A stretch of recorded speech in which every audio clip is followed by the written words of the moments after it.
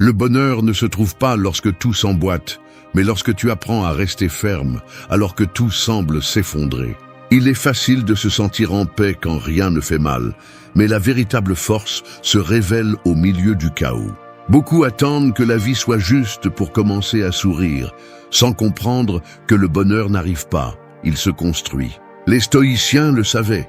Le bonheur ne dépend ni du destin, ni du hasard, ni des autres. Il dépend de la façon dont tu choisis de penser, de réagir et de vivre.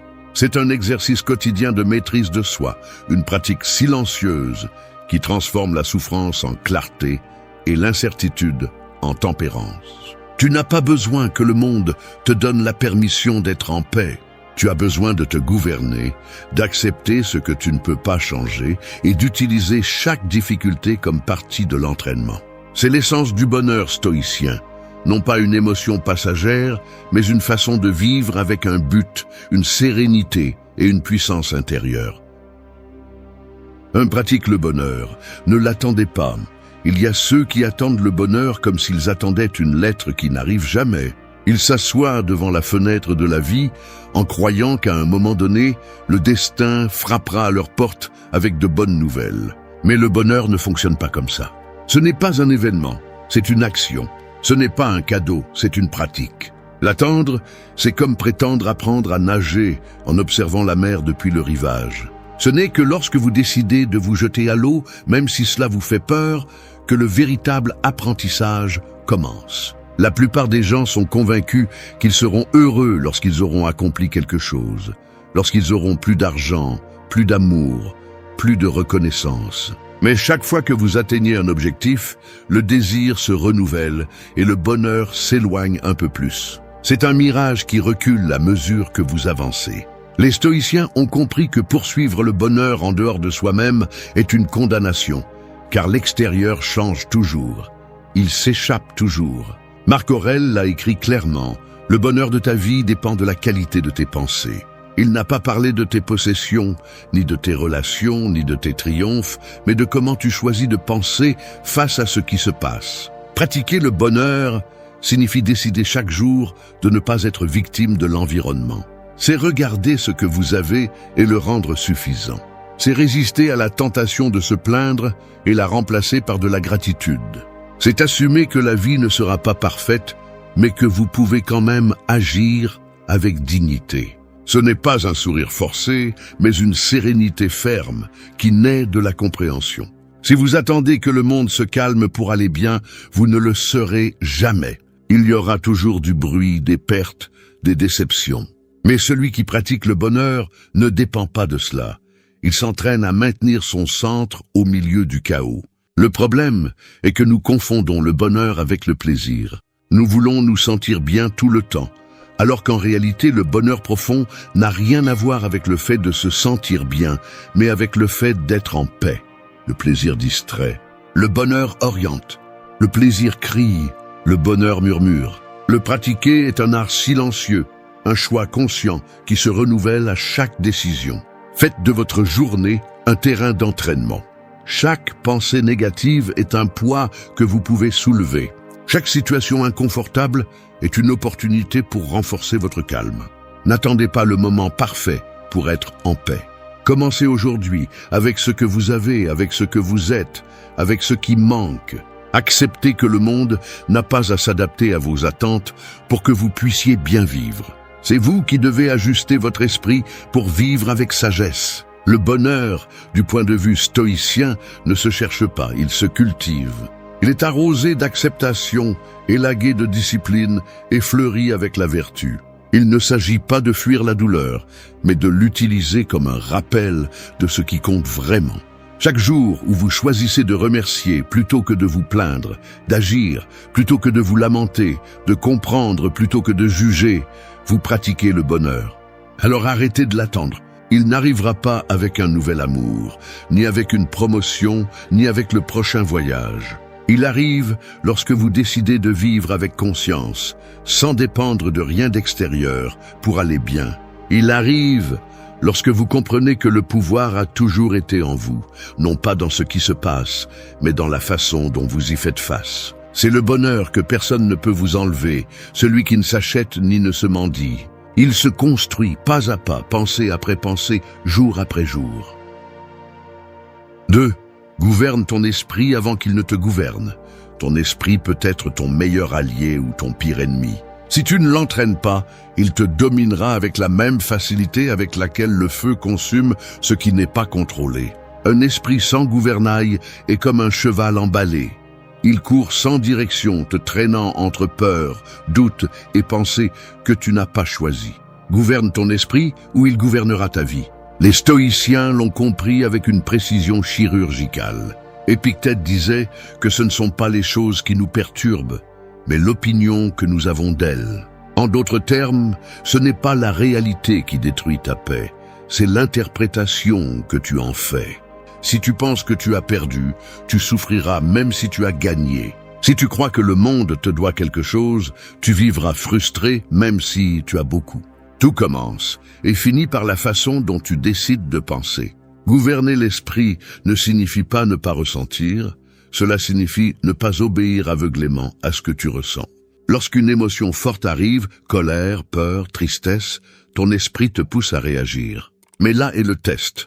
T'arrêter, observer, décider. Cette pause, cet espace entre l'impulsion et l'action, c'est là que naît la liberté. Maîtriser l'esprit n'est pas le réprimer, c'est le diriger avec sagesse. La plupart des gens vivent prisonniers de pensées automatiques. Ils se réveillent avec des plaintes, se nourrissent de comparaisons, s'endorment avec des inquiétudes. Chaque jour, ils répètent les mêmes schémas mentaux en espérant des résultats différents. Mais il n'y a pas de changement externe possible sans changement interne. Si tes pensées restent les mêmes, ta vie le restera aussi. Gouverne l'esprit et le reste commencera à s'organiser. Le stoïcisme enseigne que l'esprit doit être entraîné comme un muscle. Tu ne peux pas prétendre à la force mentale sans pratique. Tu as besoin de discipline. Chaque fois que tu choisis de ne pas réagir, tu renforces ta volonté. Chaque fois que tu affrontes une pensée négative et la transformes en une pensée utile, tu étends ton pouvoir intérieur. Il ne s'agit pas d'éliminer ce que tu ressens, mais de décider ce qui mérite ton attention. Imagine ton esprit comme une pièce. Si tu la laisses ouverte, n'importe qui peut entrer, le doute, la culpabilité, la comparaison, la peur. Mais si c'est toi qui choisis quelles pensées peuvent rester, cette pièce devient un temple. Toutes les pensées ne méritent pas d'être tes invités. Certaines viennent seulement pour détruire la paix que tu as tant de mal à construire. Apprends à fermer la porte. Gouverner ton esprit, c'est aussi accepter que tu n'auras pas toujours le contrôle de ce qui se passe, mais bien du sens que tu lui donnes. Tu peux voir une perte comme une tragédie ou comme une opportunité de te renforcer. Tu peux voir une critique comme une attaque ou comme une leçon. Le choix est toujours entre tes mains. Le pouvoir n'est pas de changer le monde, mais de changer la façon dont tu le perçois. Chaque pensée que tu choisis de nourrir devient une brique qui construit ou détruit ta réalité. Si tu répètes constamment que tu ne peux pas, ton esprit le prendra comme un ordre. Si tu répètes que tu peux, même si tu n'y arrives pas encore, ton esprit le croira aussi. Gouverne ton langage intérieur, car c'est la carte que ta conduite suivra. Le bonheur, la tranquillité et la clarté ne sont pas atteints en conquérant le monde, mais en conquérant l'esprit. Le véritable pouvoir ne se mesure pas par ce que tu possèdes, mais par ta capacité à rester calme lorsque tout s'effondre. Alors, avant d'essayer de contrôler l'extérieur, maîtrise ton intérieur. Parce que lorsque tu gouvernes ton esprit, rien à l'extérieur n'a de pouvoir sur toi. Et ce contrôle, silencieux et ferme, est la forme la plus pure de liberté. 3. Accepte ce qui est et concentre ton pouvoir. Se battre contre la réalité est comme essayer d'arrêter la marée avec les mains. Tu finis épuisé, trempé et frustré. La vie ne s'adapte pas à tes désirs, elle se déploie telle qu'elle est. Pendant que tu résistes, elle avance. Accepter ne signifie pas se rendre, cela signifie cesser de dépenser de l'énergie dans ce que tu ne peux pas changer et utiliser cette force pour ce qui est en ton pouvoir. Les stoïciens appelaient cela la dichotomie du contrôle. Marc Aurèle l'a mieux compris que quiconque. Si cela échappe à ton contrôle, laisse-le partir. Si cela dépend de toi, agis avec excellence. C'est simple mais puissant. Accepter ce qui est n'est pas se résigner. C'est comprendre qu'il y a des batailles qui n'existent que dans l'esprit. Lorsque tu apprends à lâcher ce que tu ne peux pas modifier, tu ne perds pas de pouvoir, tu le récupères. Pense à toute l'énergie que tu gaspilles en te plaignant de l'inévitable. Le trafic, l'attitude de quelqu'un, une perte, une trahison. Tu passes des heures, des jours ou même des années à penser à ce qui aurait pu être différent. Mais pendant que tu te lamentes, la vie continue. Rien ne change avec les plaintes, rien ne s'améliore avec le déni. L'acceptation est une forme d'intelligence. Elle reconnaît les limites du pouvoir humain et, en même temps, les utilise à son avantage. Accepter n'est pas passivité, c'est direction. Lorsque tu arrêtes de te battre contre l'inamovible, ton énergie cesse de se disperser. Tu peux concentrer ton pouvoir là où il a vraiment un impact, dans ton attitude, dans ton action, dans ton esprit. C'est la différence entre celui qui souffre inutilement et celui qui évolue sereinement. L'un crie contre la tempête, l'autre construit un refuge. L'erreur commune est de croire que accepter, c'est se rendre. Mais en réalité, celui qui accepte devient libre. Il ne dépend pas du résultat pour avoir la paix. Il sait que la vie ne sera pas toujours juste, que les gens échoueront, que la douleur arrivera sans prévenir, mais il choisit quand même de rester ferme. Cette fermeté ne s'apprend pas pendant les jours tranquilles, mais pendant les jours où tout est mis à l'épreuve. Les stoïciens ne cherchaient pas à éliminer les émotions, mais à les comprendre. Quand quelque chose fait mal, la douleur ne disparaît pas en la niant. Elle se transforme quand tu la regardes en face. Accepter, c'est ouvrir les yeux sur la vérité et, à partir de là, agir avec clarté. C'est arrêter de maudire ce qui se passe et te demander « Que puis-je faire maintenant avec cela ?» Cette pensée change tout. Tu passes de victime à protagoniste, d'impuissant à responsable. Il y a des choses qui t'échappent, le temps, l'opinion des autres, le passage du temps. Mais il y a quelque chose qui t'appartient toujours, ta réponse. Ton pouvoir n'est pas d'éviter la tempête, mais de garder le contrôle du gouvernail. Lorsque tu concentres ton énergie sur ce qui dépend de toi, le chaos perd son pouvoir sur toi. Celui qui accepte domine, parce que rien ne peut entraîner celui qui ne résiste plus. L'acceptation ne te rend pas faible. Elle te rend imbattable. C'est la reconnaissance que l'univers ne tourne pas à ta guise et que c'est bien ainsi. C'est comprendre que chaque difficulté est une opportunité de force, chaque perte un rappel de l'essentiel, chaque fin le début de quelque chose que tu ne comprends pas encore. Alors arrête de t'épuiser avec ce que tu ne peux pas contrôler. Ne te bats pas avec ce qui est déjà. Accepte, respire et concentre ton pouvoir sur ce que tu peux modeler, ton caractère, ton attitude, ton action. Parce que là, à ce point silencieux où tu choisis de ne pas résister mais d'agir avec sagesse, commence la véritable liberté intérieure. 4. Utilise la douleur comme ta forge. Le feu qui détruit peut aussi purifier. Tout dépend de ce que tu fais à l'intérieur. La douleur n'est pas ton ennemi, c'est ton atelier. Elle te frappe, te fond, te brise, oui, mais elle te façonne aussi, te trempe et te révèle de quoi tu es vraiment fait. Les faibles fuient la douleur. Les sages la transforment. Ils la comprennent comme un maître sévère, mais juste. Les stoïciens ne demandaient pas une vie sans souffrance, car ils savaient qu'une existence sans défi n'enseigne rien. Sénèque l'a dit clairement. Aucun homme n'est plus malheureux que celui qui n'a jamais affronté l'adversité, car on ne lui a pas permis de se tester lui-même. Et il avait raison. Si tout était facile, tu ne développerais jamais de caractère. Sans l'épreuve, il n'y a pas de croissance. Sans la blessure, il n'y a pas de sagesse. Le problème est que la douleur est inconfortable. Et la société moderne nous a appris à fuir tout ce qui est inconfortable. Si quelque chose fait mal, nous l'évitons. Si quelque chose coûte, nous le reportons. Mais plus tu fuis, plus tu deviens faible. La douleur ne disparaît pas parce que tu l'ignores. Elle se cache et revient plus forte. C'est pourquoi le stoïcien choisit de l'affronter avec la tête haute. Il sait que chaque difficulté cache une leçon qui ne s'apprend pas dans le calme. Utiliser la douleur comme ta forge signifie laisser les expériences difficiles te transformer, pas te détruire. Quand quelque chose se brise en toi, tu as deux options. rester à regarder les morceaux ou construire quelque chose de nouveau avec eux. La douleur ne te définit pas, mais elle révèle ton niveau de maîtrise intérieure. Celui qui se plaint du feu se brûle. Celui qui apprend à respirer à l'intérieur se purifie. Rien n'enseigne plus sur toi-même que la souffrance. Quand tu perds, quand tu es rejeté, quand la vie te prend ce que tu croyais éternel, l'ego se tait. Tu te vois sans fioriture, sans masque, sans prétention. Là, dans ce silence, naît la vérité. Tu découvres ta force, non pas quand tout va bien, mais quand tout semble s'effondrer et que tu restes debout malgré tout. La douleur t'apprend aussi l'empathie. Celui qui a souffert comprend la valeur du réconfort, l'importance du respect et le besoin de compréhension. C'est pourquoi les sages ne méprisent pas la douleur. Ils l'honorent. Ils l'acceptent comme une partie du processus de devenir quelqu'un de plus conscient, de plus réel, de plus humain. Ne confonds pas la douleur avec la défaite. Souffrir n'est pas échouer.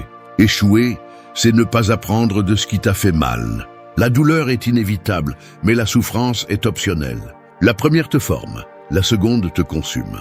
Chaque fois que tu transformes une blessure en une leçon, tu utilises le feu de la vie pour forger ton esprit. Imagine ta vie comme une épée. Chaque coup, chaque perte, chaque déception est une flamme qui la durcit. Si tu fuis le feu, l'épée ne se forme jamais. Mais si tu résistes au processus, si tu lui fais confiance, tu en ressortiras plus fort, plus affûté, plus sage. C'est ce que fait le stoïcien. Il ne fuit pas la douleur, il la transforme en pouvoir. Alors arrête d'avoir peur du feu. Remercie ce qui t'a fait mal, car cela t'a donné de la clarté. Remercie ce que tu as perdu, car cela t'a libéré. Remercie ce qui t'a brisé, car cela t'a montré que tu étais plus fort que tu ne le pensais.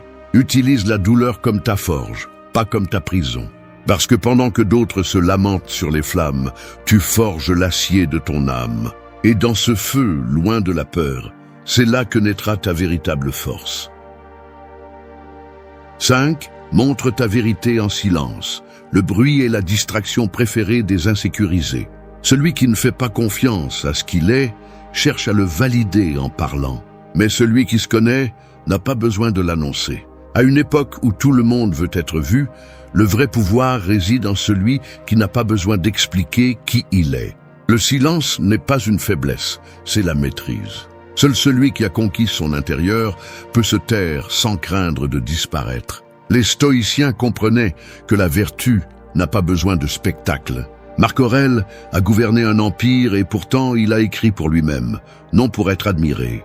Sa grandeur ne résidait pas dans ses paroles publiques, mais dans sa cohérence silencieuse. Car la vérité ne se défend pas avec des discours, elle se démontre par des actes. Les mots sont bon marché. Le comportement, en revanche, ne ment pas. Parler de ce que tu es est facile. Le vivre est une autre histoire. Le monde est plein de gens qui prêchent le calme, alors qu'ils brûlent de l'intérieur, qui parlent d'amour mais ne le pratiquent pas, qui exigent du respect mais ne le donnent pas. Le stoïcien choisit une autre voie, celle de l'action silencieuse. Sa force n'a pas besoin de témoins, sa paix n'a pas besoin d'applaudissements. Il sait que celui qui fait du bruit en quête de reconnaissance perd l'essence de son but. Montrer ta vérité en silence, c'est résister au besoin d'être compris. Tout le monde ne comprendra pas ton chemin et ils n'ont pas à le faire. Ton évolution n'est pas un spectacle, c'est une pratique. Et quand tu arrêtes de t'expliquer, tu découvres combien d'énergie tu gaspillais en essayant de convaincre les autres. Le silence te rend ce pouvoir. Sénèque disait « Celui qui est sage se suffit à lui-même ». Non pas parce qu'il méprise le monde, mais parce qu'il ne dépend pas de son approbation. Cette indépendance est le signe le plus clair de maturité. Quand tu n'as plus besoin qu'on t'applaudisse, tes pas deviennent fermes. Quand tu ne te soucies plus qu'on doute de toi, tes décisions deviennent pures. Le silence devient ton bouclier contre la superficialité du bruit. Le bruit est impulsion, le silence est contrôle. Dans le bruit, tu réagis. Dans le silence, tu choisis. Celui qui maîtrise le silence maîtrise le moment. C'est là que naît la clarté, où les émotions se purifient, où la vérité se distingue de l'illusion. Il n'y a pas de pouvoir plus grand que d'agir avec calme, alors que les autres se désespèrent. Le silence n'est pas l'absence de mots, c'est la présence de conscience. C'est regarder, comprendre et répondre depuis le calme. C'est faire ce que tu sais être juste sans avoir besoin de l'annoncer.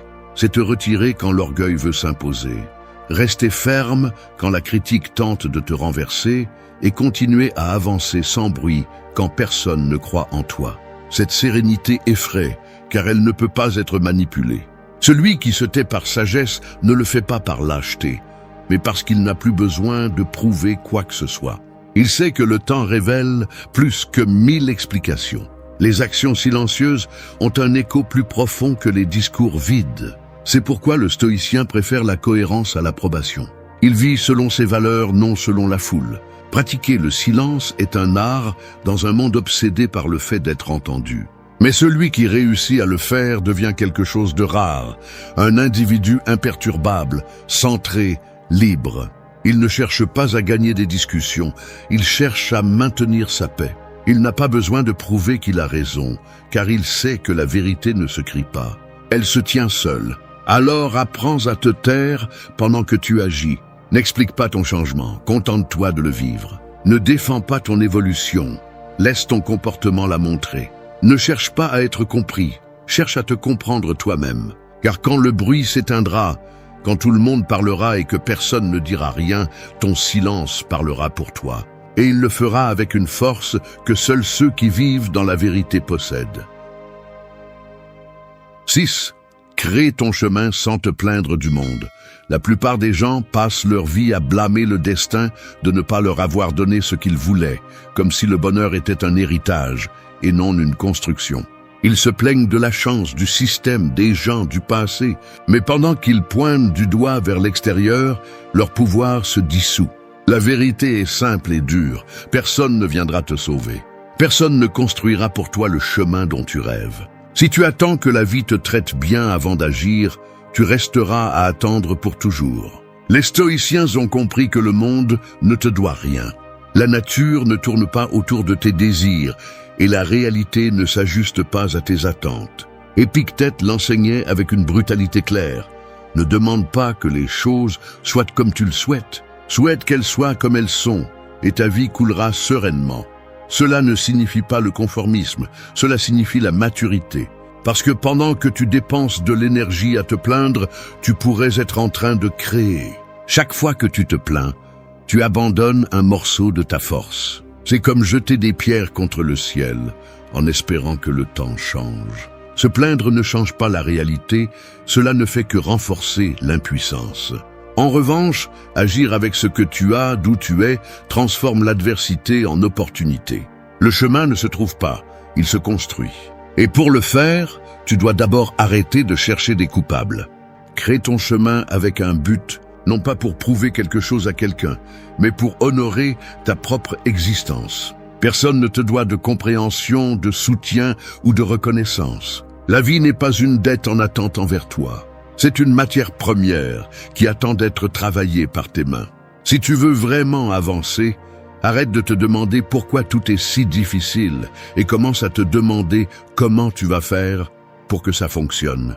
Sénèque disait qu'il n'y a pas de vent favorable pour celui qui ne sait pas à quel port il se dirige. Tu ne peux pas avancer si tu es plus concentré sur ce qui manque que sur ce que tu peux faire.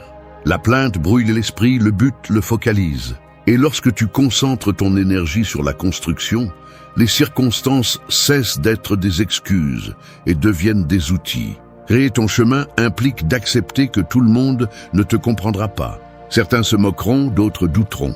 Mais c'est le prix à payer pour ceux qui osent être indépendants. Celui qui marche seul entend mieux sa voix intérieure. Le stoïcien n'attend pas que le monde lui ouvre la voie, il la crée avec sa détermination. Il comprend que chaque obstacle fait partie du design et non une erreur du destin. L'acte de construire ton propre chemin n'est pas héroïque pour ce que tu accomplis, mais pour l'esprit que tu développes dans le processus. Chaque pas t'apprend la patience, la discipline et l'humilité. Tu apprends que la vie ne répond pas toujours comme tu le souhaites, mais elle répond toujours. Et chaque fois que tu choisis d'agir plutôt que de te plaindre, ton caractère se renforce un peu plus. Le monde ne change pas parce que tu le maudis, il change parce que tu changes. Quand tu transformes ta réaction, tu transformes ton destin. Si tu attends des conditions parfaites, tu ne progresseras jamais. Le moment idéal n'existe pas. Ta décision existe. Le chemin se dégage pendant que tu marches, pas avant. Alors, arrête de te plaindre. Personne ne t'a promis une vie facile, mais tu as la possibilité de vivre une vie significative. Prends ce que tu as, même si cela semble peu, et fais quelque chose avec. Chaque jour que tu choisis de créer plutôt que de te plaindre, tu construis un pont entre ce que tu es et ce que tu peux être. C'est la véritable liberté. Ne pas dépendre de la faveur du monde, mais de la force qui naît en toi. Parce qu'à la fin, le monde n'est pas là pour te faire plaisir, mais pour tester de quoi tu es fait. Et si tu l'affrontes avec fermeté, ce même monde deviendra le terrain sur lequel tu construiras ta grandeur. 7. Ressens mais n'obéis pas. Les émotions sont comme des tempêtes, intenses, imprévisibles et éphémères. Tu ne peux pas arrêter la pluie, mais tu peux décider de ne pas te noyer dedans. Vivre n'est pas éviter de ressentir, c'est apprendre à ne pas transformer chaque émotion en un ordre. Si tu laisses tes sentiments diriger ta vie, tu deviens l'esclave d'un climat intérieur qui change à chaque heure. Ressens mais n'obéis pas. Les stoïciens n'ont jamais nié les émotions. Ce qu'ils ont enseigné, c'est comment les gouverner. Épictète disait que ce ne sont pas les choses qui nous perturbent, mais le jugement que nous portons sur elles. En d'autres termes, ce n'est pas l'émotion qui te détruit, mais l'interprétation que tu en fais. La colère ne te contrôle pas. Tu la nourris avec tes pensées. La peur ne te paralyse pas. Tu la transformes en prison. La tristesse ne te fait pas couler. Tu choisis de rester au fond. Tout ce que tu ressens peut être un outil ou une chaîne, selon la façon dont tu l'utilises. L'esprit humain a un piège, confondre l'intensité avec la vérité. Nous croyons que parce que quelque chose se ressent fortement, il doit être réel. Mais tout ce que tu ressens n'est pas vrai. Tu peux te sentir inutile et pourtant avoir de la valeur. Tu peux te sentir seul et pourtant être entouré d'amour. Tu peux te sentir perdu et pourtant être sur le bon chemin. Les émotions sont des messages, pas des mandats. Écoute-les, mais ne leur obéis pas aveuglément. Contrôler les émotions n'est pas les réprimer, c'est les diriger. C'est reconnaître la colère sans agir à partir d'elle. Observer la tristesse sans couler, ressentir la peur sans fuir. C'est là le véritable pouvoir. Le stoïcien ne cherche pas à éliminer ses émotions, mais à les transformer en force. La colère devient un élan discipliné, la peur de la prudence, la tristesse de la compassion. La clé est de décider à partir de la raison, pas de l'impulsion. Celui qui obéit à ses émotions vit en réagissant. Aujourd'hui il aime, demain il déteste. Aujourd'hui il se sent capable, demain inutile. Aujourd'hui il promet le ciel, demain il veut disparaître. Cette instabilité détruit la paix intérieure. Mais lorsque tu réussis à rester ferme alors que tes émotions changent, tu deviens un roc. L'émotion peut te toucher, mais pas t'entraîner. Sénèque l'expliquait avec sagesse. Celui qui est esclave de la colère ou de la peur cesse d'être maître de lui-même. Et perdre le contrôle de soi-même est la plus grande des défaites. Parce que peu importe ce que tu possèdes, si tu ne peux pas maîtriser ce que tu ressens, tu resteras un prisonnier. Le stoïcien cherche la liberté intérieure, et cette liberté n'existe que lorsque l'esprit est plus fort que l'émotion. Pratique cela chaque jour. Lorsque tu te sens dépassé, ne réponds pas immédiatement. Respire, observe, évalue. Demande-toi, est-ce que ce que je ressens mérite mon action ou simplement ma compréhension? Parfois, il suffit de regarder l'émotion pour qu'elle perde de sa puissance. Le calme ne vient pas de l'absence de sentiment, mais de l'absence de réaction. Et dans ce calme, l'esprit reprend le contrôle. Rappelle-toi que ressentir est humain, mais agir avec sagesse est divin. L'émotion te montre ce qui se passe en toi. La raison t'apprend quoi faire avec cela. Les deux doivent travailler ensemble, mais avec une hiérarchie. L'esprit guide, le cœur inspire. Alors ne sois pas honteux de ressentir, mais ne te justifie pas non plus pour tes réactions. Apprends à ressentir sans te perdre, à t'émouvoir sans te briser. Chaque émotion peut être un ennemi ou un maître. Tu choisis le rôle qu'elle joue, parce que celui qui maîtrise son monde intérieur n'a pas besoin de maîtriser quoi que ce soit d'autre. Ressens, mais n'obéis pas. et tu découvriras que la véritable liberté ne réside pas dans ce que tu ressens, mais dans ce que tu décides de faire avec. 8. Souviens-toi de la mort et vis éveillé. Penser à la mort n'est pas morbide, c'est lucide. Seul celui qui se souvient qu'il va mourir comprend vraiment comment il doit vivre. La plupart se comportent comme s'ils avaient un temps infini, repoussant les rêves, retardant les changements, accumulant des futilités. Mais le stoïcien ne craint pas la mort. Il la contemple pour se réveiller. Car rien ne secoue plus l'illusion de permanence que d'accepter combien tout est fragile. Chaque jour qui passe ne revient pas. Chaque mot que tu n'as pas dit, chaque étreinte que tu n'as pas donnée, chaque décision que tu as évitée devient une opportunité enterrée. Nous vivons endormis, croyant qu'il y aura toujours un demain. Mais la vérité est que demain n'existe pas, il n'y a que le maintenant. Se souvenir de la mort, c'est se rappeler que tu es ici pour un temps limité et que ce temps est ton plus grand trésor. Marc Aurèle le répétait comme un mantra, n'agis pas comme si tu allais vivre 10 000 ans. La mort est à tes côtés.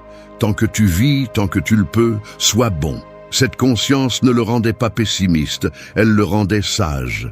Quand tu sais que la fin est inévitable, tu arrêtes de gaspiller de l'énergie en futilité. Tu arrêtes de haïr, de repousser, de te plaindre.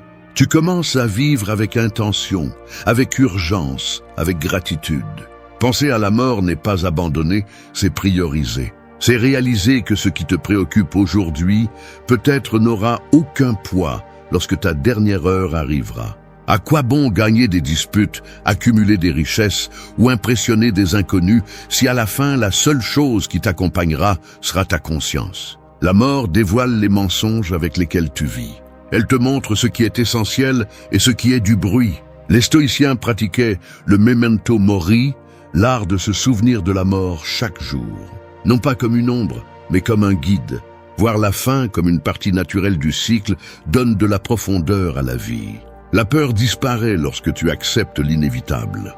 Mourir n'est pas le problème. Le problème est de ne pas avoir vraiment vécu pendant que tu le pouvais. Chaque aube est un prêt. Tu ne sais pas combien il t'en reste, mais tu peux décider quoi faire avec celle-ci. Tu peux vivre distrait, pris au piège dans des futilités, ou tu peux te réveiller et l'utiliser pour quelque chose qui a du sens. Lorsque tu te souviens de la mort, chaque minute compte. La conversation avec un être cher cesse d'être une routine. Le coucher de soleil cesse d'être un paysage. Le silence cesse d'être vide. Tout prend du poids, parce que tu sais que cela pourrait être la dernière fois. Cette conscience ne te vole pas la paix, elle te la rend. Elle t'apprend à arrêter de t'inquiéter pour ce qui n'importe pas, à libérer les ressentiments, à apprécier les instants qui auparavant passaient inaperçus. La mort, vue de la sagesse, n'est pas une menace, c'est un miroir. Elle te montre qui tu es, et si tu vis vraiment comme tu le voudrais. Souviens-toi de ceci. Tu n'as pas de contrôle sur quand tu partiras, mais tu as le contrôle sur comment tu vivras jusqu'à ce moment. Tu n'as pas besoin de plus de temps. Tu as besoin de plus de présence. Tu n'as pas besoin de plus de promesses. Tu as besoin de plus d'action. Si aujourd'hui était ton dernier jour, qu'est-ce que tu laisserais sans dire, sans essayer, sans remercier? Cette question, plus que tout conseil, devrait guider tes décisions. Le stoïcien vit avec sérénité parce qu'il sait que tout ce qu'il aime est transitoire. Il ne le craint pas, il l'honore. Il aime intensément, travaille avec un but et dit au revoir sans amertume quand le moment arrive. C'est ainsi que tu devrais vivre, éveillé, conscient, courageux, parce que la mort n'est pas la fin. C'est le rappel le plus puissant que la vie se passe maintenant. Souviens-toi de la mort, non pas pour la craindre, mais pour ne plus jamais t'endormir face à la vie. Imagine que vous êtes au milieu d'une tempête. Le vent secoue les arbres avec fureur, la pluie frappe le sol avec violence et le ciel gronde à chaque éclair. Vous êtes au centre de tout ce chaos, mais quelque chose de curieux se passe. À quelques mètres de vous se trouve un moine, assis calmement, les yeux fermés, respirant paisiblement, comme si rien de ce qui se passe autour de lui ne pouvait l'affecter. Comment est-ce possible?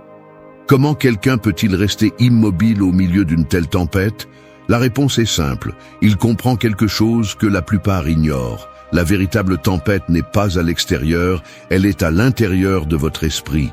Et si vous n'apprenez pas à la contrôler, alors peu importe combien de problèmes vous résolvez, combien d'objectifs vous atteignez ou combien de fois vous essayez de réparer votre vie, il y aura toujours une autre tempête qui vous attend. Nous vivons en croyant que la paix intérieure viendra lorsque tout sera en place, lorsque nous aurons plus d'argent, lorsque les gens nous respecteront, lorsque le passé cessera de nous poursuivre, lorsque l'avenir sera sûr. Mais c'est un piège. Vous ne pouvez pas attendre que le monde se calme pour trouver la paix. Vous devez apprendre à être comme ce moine dans la tempête. Le stoïcisme est la clé. Ce n'est pas une philosophie à lire et à oublier. C'est un entraînement mental pour devenir immunisé contre le chaos. Aujourd'hui, nous allons déterrer 9 habitudes, pensées et attitudes qui vous maintiennent coincés dans l'anxiété, le stress et la lutte constante. 9 choses que, si vous parvenez à lâcher prise, vous permettront de trouver une véritable paix, une paix qui ne dépend pas de ce qui se passe à l'extérieur, mais de la force que vous cultivez à l'intérieur. Parce que la paix intérieure ne se trouve pas, elle se construit. Et aujourd'hui, vous apprendrez comment le faire. 1. Cours ta propre course, pas celle des autres. Un cerf dans la forêt ne se soucie pas de la vitesse du faucon dans le ciel. Un poisson dans la rivière ne se sent pas inférieur parce que le jaguar court plus vite sur terre. Chaque être suit son propre rythme, sa propre nature, sans se demander s'il devrait se déplacer plus vite ou plus lentement par rapport aux autres. Cependant, nous, les humains, avons fait de la comparaison une obsession, comme si la vie était une compétition où il y a toujours quelqu'un devant et quelqu'un à la traîne. On nous apprend à mesurer notre valeur en fonction de ce que font les autres. Nous regardons ceux qui ont plus de succès, plus d'argent, plus de reconnaissance, et nous nous demandons si nous sommes à la traîne. Nous nous forçons à suivre des chemins qui ne nous appartiennent même pas, à atteindre des objectifs qui ne sont pas les nôtres, simplement parce qu'il semble que tout le monde va dans cette direction. Mais à quoi bon courir si tu ne sais pas où tu veux aller? Les stoïciens l'ont bien compris. La comparaison est un piège. Épictète insistait sur le fait que la seule chose que nous pouvons vraiment contrôler est notre propre vie, nos propres choix. Marc Aurèle savait que sa seule véritable compétition était contre lui-même, pas contre d'autres empereurs, généraux ou philosophes. Il savait que le succès externe est relatif, que ce qui compte vraiment est de vivre selon ses propres valeurs, de progresser sur son propre chemin, sans se laisser distraire par ce que font les autres. Le problème de regarder trop sur le côté est que tu perds le focus sur ce qui est vraiment important. Tu commences à prendre des décisions basées sur la validation externe, à te sentir insuffisant parce que tu ne réponds pas aux normes des autres, à t'épuiser en essayant d'atteindre un idéal qui ne te rendra même pas heureux. La vérité est que chaque personne est dans une situation différente, avec des avantages et des inconvénients qui ne sont pas toujours visibles. Se comparer à quelqu'un sans connaître son histoire complète, c'est comme envier l'éclat d'une étoile, sans savoir combien il lui a coûté d'illuminer le ciel. Le seul vrai succès est celui que tu définis pour toi-même. Avances-tu dans ce que tu désires vraiment? Tes réalisations ont-elles un sens pour toi ou essaies-tu simplement d'impressionner les autres? La seule compétition qui vaut la peine est contre la personne que tu étais hier. Si aujourd'hui tu es plus fort, plus sage, plus conscient qu'avant, alors tu gagnes la seule course qui compte. Quand tu arrêtes de regarder sur les côtés et que tu te concentres sur ton propre chemin, l'anxiété disparaît, la pression se dissout et tu commences à vivre avec un but. La vie n'est pas une piste de course où tout le monde doit arriver en premier. C'est un chemin personnel où chacun avance à son propre rythme. Alors ne te laisse pas distraire par le vol du faucon si ta destination est dans l'eau. Et n'essaie pas de courir comme un jaguar si ton truc est de te déplacer avec la tranquillité du cerf. Trouve ton pas, suis ton rythme et laisse les autres suivre le leur. 2. Libère-toi du poids de l'inutile. Un aigle ne peut pas voler haut si ses ailes sont chargées de boue. Chaque fois qu'il essaie de s'élever, le poids supplémentaire le tire de nouveau vers le sol. Au début, il lutte, il s'efforce, il bat ses ailes avec plus de force, mais rien ne change. Ce n'est pas une question de puissance, mais de surcharge. Ce n'est que lorsqu'il secoue la boue et laisse aller ce dont il n'a pas besoin, qu'il peut finalement s'élever sans effort. C'est ainsi dans la vie lorsque tu t'accroches à l'inutile. Tu ne peux pas avancer si tu portes des soucis inutiles, des relations qui t'épuisent, le besoin de plaire à tout le monde, des attentes que tu n'as jamais choisies. Tu essaies d'avancer, mais chaque pas semble plus lourd parce que tu portes avec toi des choses que tu ne devrais pas. Et le pire, c'est que souvent, tu ne t'en rends même pas compte. Les stoïciens comprenaient que la paix ne vient pas de l'accumulation, mais de la simplification. Tu n'as pas besoin de remplir ta vie d'objets, de réalisations qui ne signifient rien pour toi, d'engagements qui ne font que t'épuiser. Tu n'es pas plus précieux parce que tu es occupé tout le temps ou parce que tu portes des responsabilités qui ne te reviennent pas. Ce qui compte vraiment est rarement ce qui pèse le plus. Regarde autour de toi. Combien de choses as-tu seulement par inertie? Combien de soucis occupent ton esprit sans apporter quoi que ce soit? Combien de problèmes continues-tu à traîner simplement parce que tu ne t'es jamais arrêté pour te demander s'il valait la peine de continuer à les porter? Parfois, nous pensons que lâcher prise, c'est perdre, mais en réalité, lâcher prise, c'est libérer de l'espace pour ce qui compte vraiment. Pense-y, les meilleures expériences de la vie sont souvent les plus simples. Rire avec un ami, un moment de silence en paix, la satisfaction de faire quelque chose qui te comble vraiment. Aucune de ces choses ne pèse, aucune de ces choses n'opprime, parce qu'elles font partie de l'essentiel. Pourtant, la société nous a appris que plus nous avons, plus nous sommes occupés, plus nous accumulons de responsabilités, plus nous valons. Mais cette idée est un mirage. Le minimalisme, tant matériel qu'émotionnel, est un outil puissant. Il ne s'agit pas de renoncer à tout, mais d'apprendre à distinguer ce qui ajoute de ce qui ne fait qu'encombrer. Demande-toi, est-ce que ce que je porte avec moi me rapproche ou m'éloigne de la vie que je veux?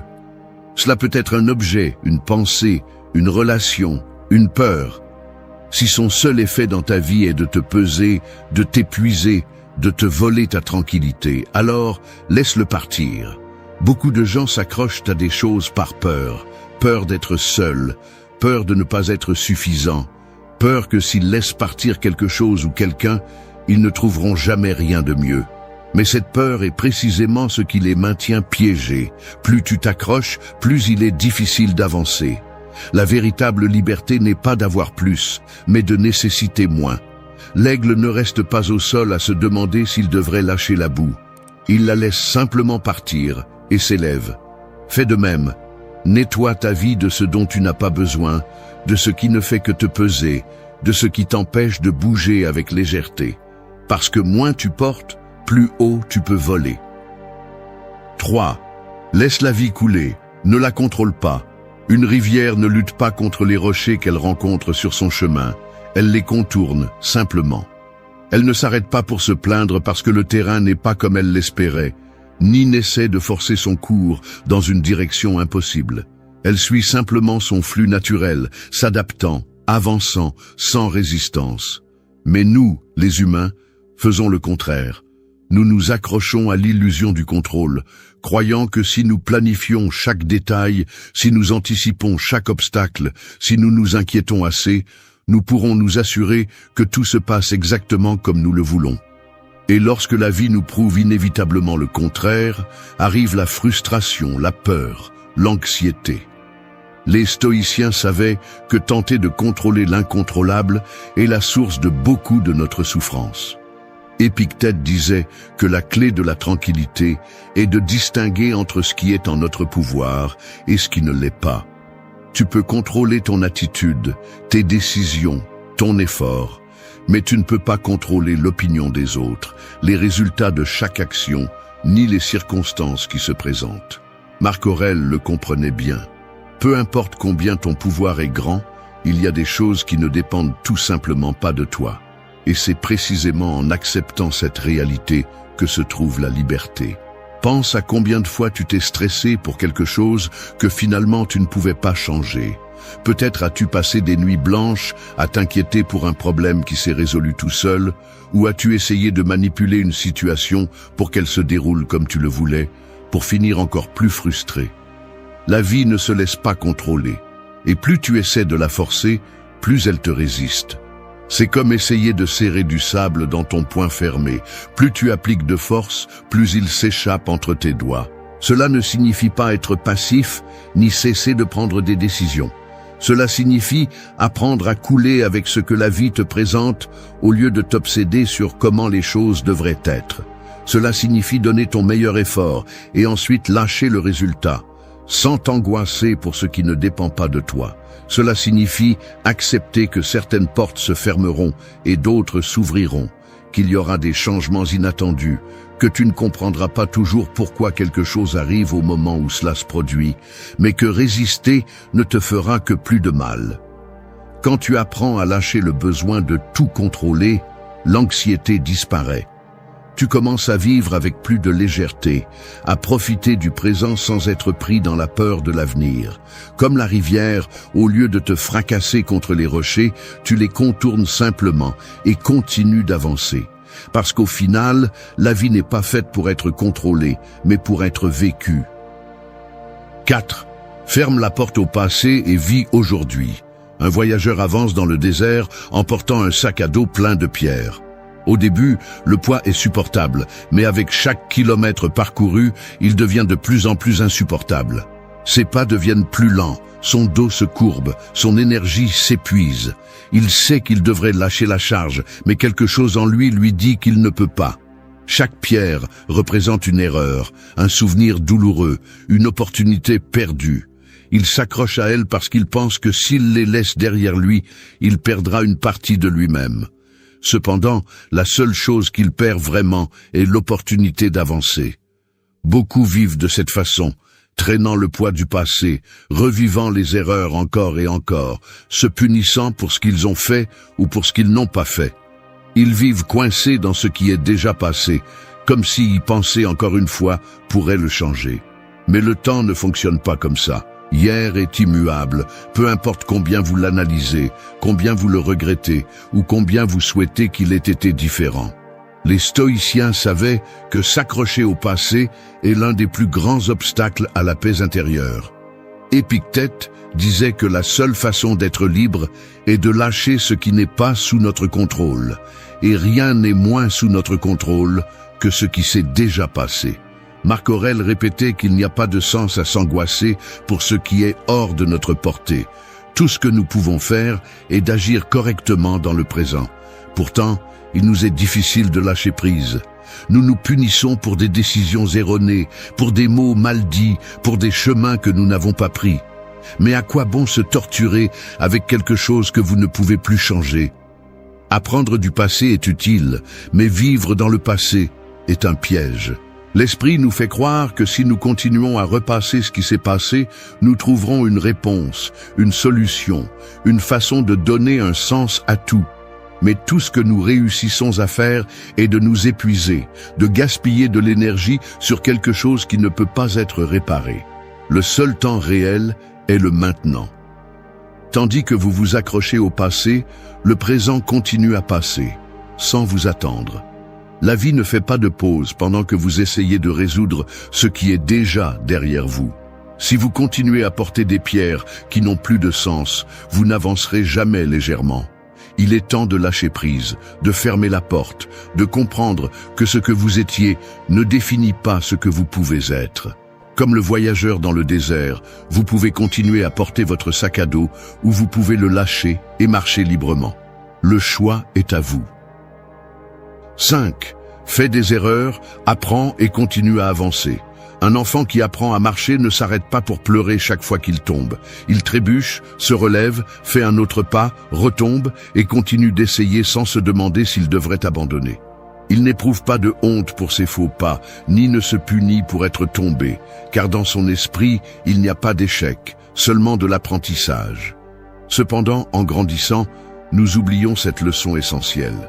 La peur de se tromper nous paralyse. Nous avons peur de commettre des erreurs, comme si chaque échec était une preuve que nous ne sommes pas assez bons. La réalité est que l'erreur n'est pas un ennemi, mais un maître. Les stoïciens voyaient l'échec comme une partie inévitable de la croissance. Pour eux, chaque faux pas était une occasion de se renforcer, de mieux comprendre le monde et de s'améliorer. Ils savaient que personne ne naît en sachant tout, que chaque chemin a ses chutes et qu'il n'y a pas d'apprentissage sans tentative ratée. Le problème est que la société nous a appris à craindre l'erreur, à la voir comme quelque chose de honteux, plutôt que comme une partie naturelle du processus. Nous nous punissons pour chaque erreur, nous nous accrochons aux échecs du passé et souvent nous cessons d'essayer par peur d'échouer à nouveau. Mais comment espères-tu avancer si tu n'es pas prêt à trébucher de temps en temps? Chaque erreur contient une leçon, chaque faux pas te donne des informations sur ce que tu dois améliorer.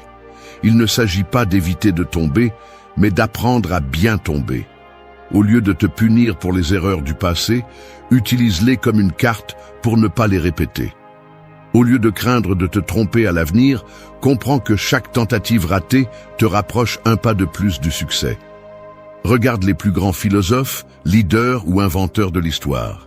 Aucun d'eux n'est arrivé là où il est sans commettre d'erreurs. Ils ne sont pas devenus forts en évitant de tomber, mais en sachant se relever chaque fois qu'ils le faisaient.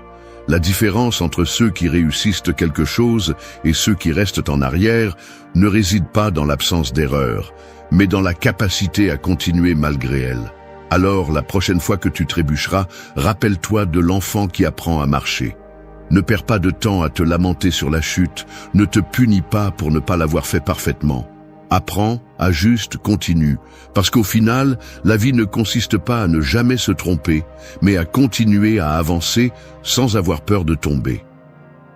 6. Le silence et le repos sont aussi productifs. Dans la nature, les arbres ne poussent pas tout le temps. Il y a des saisons où ils fleurissent et d'autres où ils semblent inactifs. Mais cette pause n'est pas une erreur, elle fait partie de leur cycle. En hiver, alors que les feuilles sont tombées et que tout semble arrêté, les racines continuent de renforcer leur prise sur la terre, absorbant les nutriments, se préparant pour la prochaine étape de croissance. Ce qui semble être de l'inactivité est en réalité un processus essentiel. Mais dans la société moderne, nous avons oublié cela. On nous a appris à valoriser uniquement l'action, le mouvement constant, la production sans repos. Nous croyons que si nous ne sommes pas occupés, nous perdons notre temps. Si nous ne parlons pas, nous manquons une opportunité. Si nous ne sommes pas en mouvement, nous échouons. Et cette obsession de l'activité nous a conduits à une réalité épuisante. Nous vivons fatigués, anxieux, avec l'esprit saturé de bruit et sans un seul moment de véritable calme. Les stoïciens savaient que le silence et le repos sont aussi importants que l'action. Ils comprenaient que la clarté mentale ne vient pas du chaos, mais du calme. Marc Aurèle, malgré la direction d'un empire, prenait des moments pour l'introspection et le silence. Non pas parce que c'était un luxe, mais parce que c'était nécessaire. Le repos n'est pas de la paresse, c'est une stratégie. Le silence n'est pas un vide, c'est du pouvoir. Regardez comment nous vivons aujourd'hui. Nous nous entourons de bruits constants, notifications, réseaux sociaux, conversations vides, soucis inutiles. Même lorsque nous avons un moment de calme, nous cherchons quelque chose pour le remplir. Nous ne savons pas être seuls avec nos pensées, nous ne savons pas simplement être sans ressentir la pression de faire quelque chose. Mais l'esprit, comme un muscle, a besoin de repos pour bien fonctionner. Sans pause, sans espace pour le silence, nous finissons par être surchargés, irritables, épuisés. Le véritable repos n'est pas seulement dormir, c'est vous permettre des moments de tranquillité sans culpabilité. C'est apprendre à dire non à la surcharge de tâches inutiles. C'est arrêter de confondre être occupé avec être productif. C'est trouver des espaces pour la réflexion, pour le calme, pour la déconnexion du bruit externe et la connexion avec vous-même. Le silence est aussi une réponse. Vous n'avez pas besoin de réagir à tout. Vous n'avez pas besoin de donner votre avis sur chaque chose. Vous n'avez pas besoin de remplir chaque vide avec des mots. Parfois, se taire est la meilleure décision. Parfois, faire une pause est la chose la plus intelligente, non pas parce que vous évitez, mais parce que vous vous permettez de récupérer de l'énergie pour ce qui compte vraiment. Un arbre qui ne se repose pas en hiver ne fleurit pas au printemps. Un esprit qui ne trouve pas le silence ne peut pas penser clairement. Un corps qui ne se repose pas ne peut pas tenir dans le temps. Alors, lâchez l'idée que vous devez toujours être occupé, que chaque minute doit être remplie d'activité. Apprenez à valoriser la pause, car elle aussi contient de la croissance. 7. Remplace les plaintes par la gratitude et l'action. Il y a 2 types de personnes dans le monde, celles qui restent à regarder la tempête et se lamentent parce qu'il pleut, et celles qui cherchent un abri ou continuent à marcher sous la pluie sans se laisser arrêter. La différence ne réside pas dans la situation, mais dans l'attitude. Une personne peut passer toute sa vie à se plaindre de ce qu'elle n'a pas, de ce qui a mal tourné, de ce qui n'était pas juste, tandis qu'une autre, dans la même circonstance, décide de faire quelque chose avec ce qu'elle a au lieu de gaspiller son énergie en lamentation. Se plaindre est facile, c'est confortable. Cela nous donne l'impression que nous réagissons à la vie, alors qu'en réalité, nous ne faisons que céder notre pouvoir à l'extérieur. Chaque fois que tu dis « cela ne devrait pas être ainsi », mais que tu ne fais rien pour le changer, tu deviens prisonnier de tes propres mots. La plainte ne fait que renforcer l'idée que tu n'as pas le contrôle, que tu es victime des circonstances, que le problème est hors de toi. Mais à quoi sert de répéter encore et encore ce qui ne va pas si cela ne change rien? La gratitude, en revanche, transforme la façon dont tu vois le monde. Cela ne signifie pas se contenter ni ignorer les problèmes, mais reconnaître ce que tu as au lieu de te concentrer uniquement sur ce qui manque. C'est changer la pensée de « tout est contre moi » par « c'est ce que j'ai, que puis-je faire avec ». C'est te rendre compte que, même si les choses ne sont pas parfaites, il y a toujours quelque chose pour lequel tu peux être reconnaissant. Ta santé, les personnes qui t'entourent, les opportunités que tu as encore, le simple fait d'être ici et maintenant avec la possibilité de t'améliorer. Mais la gratitude sans action ne suffit pas. Il ne s'agit pas seulement de penser positivement et d'espérer que tout s'arrangera tout seul. Il s'agit de prendre ce que tu as et de l'utiliser à ton avantage. Si quelque chose te dérange, change-le. Si quelque chose ne dépend pas de toi, accepte-le et continue. Si un obstacle se présente sur ton chemin, au lieu de t'arrêter pour te plaindre de son existence, cherche un moyen de le surmonter. Regarde les personnes que tu admires, celles qui ont accompli quelque chose de grand dans la vie. Ce ne sont pas celles qui ont passé des années à se lamenter de la difficulté de tout, mais celles qui ont trouvé un moyen d'avancer malgré les difficultés. Elles n'ont pas attendu des conditions parfaites, elles ne se sont pas laissées submerger par la négativité, elles ont simplement fait de leur mieux avec ce qu'elles avaient. Chaque fois que tu ressens la tentation de te plaindre, demande-toi: est-ce que cela m'aide ou me retient? Est-ce que je cherche des solutions ou est-ce que je répète simplement le problème? Si tu ne peux rien faire, accepte-le et continue. Si tu peux faire quelque chose, fais-le sans perdre de temps en lamentation. Parce que la différence entre une vie pleine de frustration et une vie pleine de buts n'est pas dans ce qui se passe, mais dans la façon dont tu décides de l'affronter. 8. Renonce à la nécessité de gagner chaque bataille. Imagine que tu es au milieu de l'océan, dans un petit bateau, ramant de toutes tes forces contre le courant. Chaque vague qui se lève semble être un obstacle. Chaque rafale de vent te pousse dans une direction que tu ne souhaites pas. Tu t'accroches aux rames, avec l'idée que si tu continues à lutter, si tu continues à pousser avec plus d'intensité, tôt ou tard tu vaincras la mer. Mais peu importe l'effort que tu mets, le courant est toujours là, inarrêtable, indifférent à ta résistance. Lutter contre lui ne te rapproche pas plus de ta destination, il ne fait que t'épuiser plus rapidement. C'est ainsi que se passe la vie lorsque tu insistes pour gagner chaque bataille. Nous croyons que céder est synonyme de faiblesse, que ne pas répondre à une provocation nous rend inférieurs, que perdre une discussion nous dévalorise. Nous nous accrochons à des conflits inutiles, à des débats sans fin, à prouver aux autres que nous avons raison, que nous ne sommes inférieurs à personne. Mais la réalité est que beaucoup de ces luttes ne nous mènent nulle part. Nous dépensons de l'énergie à prouver notre point de vue, à corriger les autres, à répondre aux critiques, comme si chaque interaction était une guerre que nous ne pouvons pas nous permettre de perdre. Les stoïciens comprenaient que toutes les batailles ne méritent pas d'être combattues. Épictète enseignait que ce qui nous perturbe n'est pas ce qui nous arrive, mais comment nous l'interprétons. Marc Aurèle, dans le chaos de l'Empire, a appris qu'il ne devait pas réagir à tout ce qui le dérangeait. Il ne s'agissait pas de résignation, mais de clarté. Tout ne mérite pas notre attention, tout ne nécessite pas une réponse. La véritable force n'est pas de s'imposer aux autres, mais de savoir quand il vaut la peine d'intervenir et quand il est préférable de rester calme. Si tu réponds à chaque provocation, si tu essaies de corriger chaque erreur des autres, si tu tentes d'imposer ta vision du monde à chaque conversation, tout ce que tu obtiendras sera de t'épuiser. La vie n'est pas un combat constant. Tu n'as pas besoin de prouver quoi que ce soit à qui que ce soit. Quand tu te rendras compte que ta paix vaut plus que n'importe quelle discussion sans sens, tu comprendras que ignorer certaines choses n'est pas perdre, c'est gagner en tranquillité. Tout comme l'océan ne s'arrêtera pas parce que tu l'affrontes avec tes rames, le monde ne changera pas parce que tu te bats contre lui. Il y a des batailles qui ne méritent pas d'être livrées. Il y a des discussions que tu n'as pas besoin de gagner, et il y a des moments où la meilleure stratégie n'est pas de résister, mais de lâcher prise.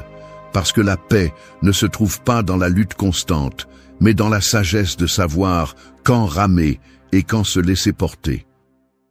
9. Ta valeur ne dépend pas de ce que disent les autres. Un diamant perdu dans la boue reste un diamant. Peu importe combien de personnes passent sans le remarquer, ni combien le confondent avec une simple pierre sale. Sa valeur ne change pas simplement parce que quelqu'un ne peut pas le voir. Cependant, beaucoup de gens vivent comme s'ils étaient des pierres ordinaires, attendant que les autres les regardent et leur disent qu'ils valent quelque chose, comme si l'opinion extérieure avait le pouvoir de définir qui ils sont.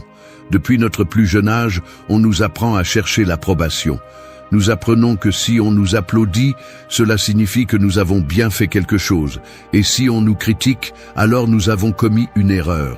Nous nous habituons à mesurer notre valeur en fonction de ce que les autres pensent de nous, sans nous rendre compte que cela nous rend esclaves d'une perception qui change avec le vent. Aujourd'hui, ils te louent, demain ils t'ignorent, après-demain ils te critiquent. Et si tu vis en fonction de ces jugements, ton estime de toi sera un bateau à la dérive, sans direction propre, se déplaçant d'un côté à l'autre selon le caprice des vagues. Le problème est que beaucoup de gens ne cherchent pas seulement la validation des autres, mais basent leur identité sur celle-ci. S'ils reçoivent des éloges, ils se sentent précieux. S'ils reçoivent des critiques, ils ont l'impression de ne pas être à la hauteur. Mais que se passe-t-il si personne ne dit rien? Si le monde ignore ton effort, si tes réalisations ne reçoivent pas d'applaudissements, si tes idées ne génèrent pas de reconnaissance immédiate, cela signifie-t-il que tu ne vaux rien? Voici le piège. Le monde ne te reconnaîtra pas toujours. Non pas parce que tu n'as pas de mérite, mais parce que souvent les gens sont trop occupés par eux-mêmes pour remarquer ce que tu fais. Il y aura ceux qui minimiseront tes efforts, ceux qui douteront de toi, ceux qui te critiqueront sans raison. Et si tu passes ta vie à attendre une validation externe pour te sentir précieux, tu seras toujours à la merci d'opinions que tu ne peux pas contrôler. Ceux qui comprennent cela arrêtent de vivre pour plaire aux autres, non pas parce qu'ils sont indifférents, mais parce qu'ils comprennent que leur valeur ne dépend pas d'un commentaire, d'un nombre de followers, d'une reconnaissance. Tu n'es pas moins capable simplement parce que quelqu'un ne le voit pas, ni plus grand parce que quelqu'un te le dit. L'approbation externe est un reflet inconstant, un miroir qui déforme la réalité selon les intérêts de celui qui le regarde. Baser ta confiance en toi sur cela, c'est comme essayer de construire une maison sur du sable. Le curieux, c'est que plus tu dépends de la validation des autres, plus tu deviens vulnérable. Si quelqu'un te critique, tu t'effondres. Si tu ne reçois pas l'approbation que tu espérais, tu doutes de toi-même. Et dans cet état, tu cesses d'agir librement. Tu commences à te modeler selon ce que tu crois que les autres veulent voir. Tu deviens une version diluée de toi-même, conçue pour s'intégrer, pour éviter le rejet, pour recevoir l'acceptation que tu désires tant. Mais cela a un coût élevé. Tu perds ton authenticité. Tu ne peux pas contrôler ce que les autres pensent de toi. Aujourd'hui, tu peux faire quelque chose d'incroyable et être ignoré. Demain, tu peux commettre une erreur et être pointé du doigt. Si tu passes ta vie à essayer de satisfaire tout le monde, la seule chose que tu obtiendras est de t'épuiser et de te trahir toi-même. La seule personne dont l'opinion compte vraiment est la tienne, parce qu'à la fin de la journée, c'est toi qui vis avec toi-même, qui connais tes intentions, qui sais ce que chaque pas t'a coûté. Pense à toutes les personnes qui ont marqué l'histoire. Aucune d'entre elles n'a été universellement acceptée.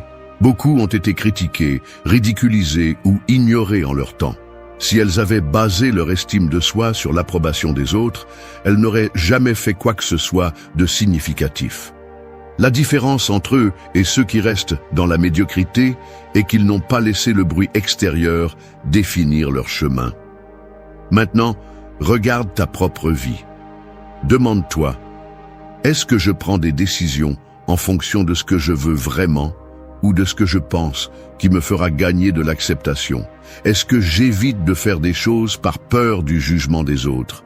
Est-ce que je sacrifie mon authenticité pour m'intégrer dans un moule que je n'ai même pas choisi? Se libérer du besoin d'approbation ne signifie pas devenir arrogant ou indifférent. Cela signifie agir en accord avec tes valeurs sans te soucier de savoir si le monde l'applaudit ou non. Cela signifie faire ce qui est juste sans attendre de récompense externe. Cela signifie valoriser ton effort, ton chemin, tes réalisations, sans avoir besoin que quelqu'un d'autre les valide. Un diamant reste un diamant, qu'il soit couvert de boue ou exposé dans une vitrine. Sa valeur ne change pas simplement parce que quelqu'un ne le voit pas. Et toi, avec toutes tes vertus, avec tout ton effort, avec toute ta croissance, tu restes précieux, même si le monde ne te le dit pas. Alors arrête de chercher chez les autres la confirmation de quelque chose qui est déjà un fait. Agis selon ce que tu crois juste, marche avec assurance sur ton propre chemin et laisse le bruit du monde derrière toi. Imagine ceci. Tu entres dans une pièce pleine de monde. Tu ne dis pas un seul mot. Tu ne fais rien d'extraordinaire. Mais d'une manière ou d'une autre, tout le monde te remarque. Certains regards sont de respect, d'autres de curiosité, voire de peur. Ce n'est pas de l'arrogance, ce n'est pas de la suffisance. C'est quelque chose de plus subtil, de plus puissant. C'est de la présence, c'est du contrôle, c'est de la domination. Maintenant dis-moi, combien de fois as-tu vu quelqu'un qui n'a pas besoin de crier, de menacer ou de se vanter pour que les autres le respectent? Des gens qui semblent commander sans le demander, imposer sans effort et laisser une empreinte rien qu'avec leur manière d'être. Penses-tu que c'est de la chance, quelque chose avec lequel on est? Non, c'est un art. Et aujourd'hui, je vais t'apprendre à le maîtriser. Tu verras, l'erreur de beaucoup est de penser que le pouvoir se démontre par l'agressivité, que le respect s'exige avec des mots, que le contrôle s'impose par la force. Mais les vrais leaders, ceux qui commandent vraiment dans la vie, ne perdent pas de temps avec ces bêtises. Ils ne cherchent pas la validation, ne réagissent pas aux provocations et ne gaspillent jamais leur énergie à convaincre les autres qu'ils sont puissants. Ils le sont simplement. La question est, comment y parvient-on? Ici, je ne vais pas te parler de bêtises motivationnelles, ni de trucs bon marché pour sembler quelqu'un que tu n'es pas. Je vais te donner 7 leçons basées sur la philosophie stoïcienne et sur des stratégies psychologiques utilisées par les hommes les plus influents de l'histoire. Ce sont des règles qui, si tu les appliques, te transformeront en quelqu'un que les autres respectent sans que tu aies à le demander. Mais je te préviens, ce n'est pas pour tout le monde. Tout le monde n'a pas le tempérament pour maîtriser ses émotions, agir avec stratégie et gérer la perception à son avantage.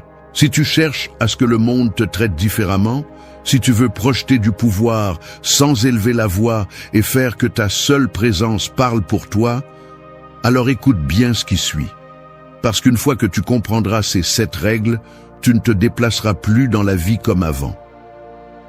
1. Sois le maître de vos émotions, pas leur esclave. Regardez autour de vous. La plupart des gens sont des bombes à retardement émotionnel. Il suffit d'un mauvais regard, d'un mot déplacé ou d'un petit contretemps pour qu'ils explosent de colère, de frustration ou de désespoir. Ils sont esclaves de leurs émotions. Ils réagissent sans réfléchir, sans contrôle, comme des marionnettes dont les fils sont entre les mains de quiconque sait comment les tirer. Si quelqu'un peut vous mettre en colère avec une simple provocation, il vous contrôle.